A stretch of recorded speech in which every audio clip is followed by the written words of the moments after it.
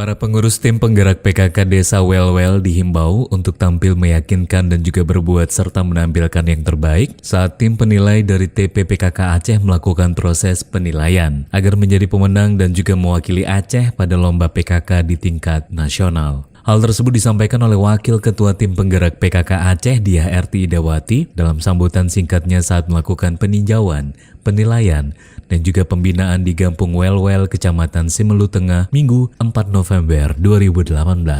Dalam kesempatan tersebut, dosen teknik arsitektur Fakultas Teknik Unsia itu menegaskan, sebagai mitra pemerintah TP PKK harus turut membantu tugas pemerintah, terutama dalam percepatan pembangunan di segala bidang. Saat ini salah satu hal yang menjadi perhatian serius pemerintah adalah kasus stunting. Oleh karena itu, Diah Erti mengimbau seluruh TP PKK di semua tingkatan untuk bekerja sekuat tenaga dalam upaya menekan angka kejadian stunting.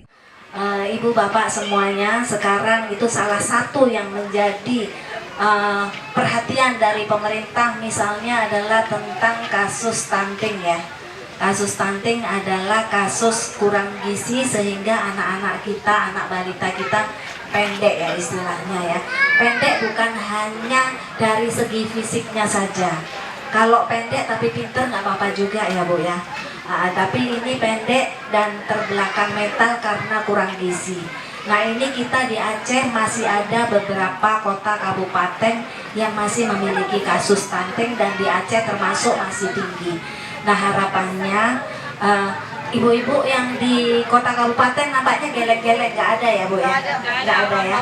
Ya harapannya jangan sampai ada Bu. Jadi ini harus terus menjadi perhatian karena itu kemarin di Jambore dalam pidato Bapak Presiden itu yang digarisbawahi.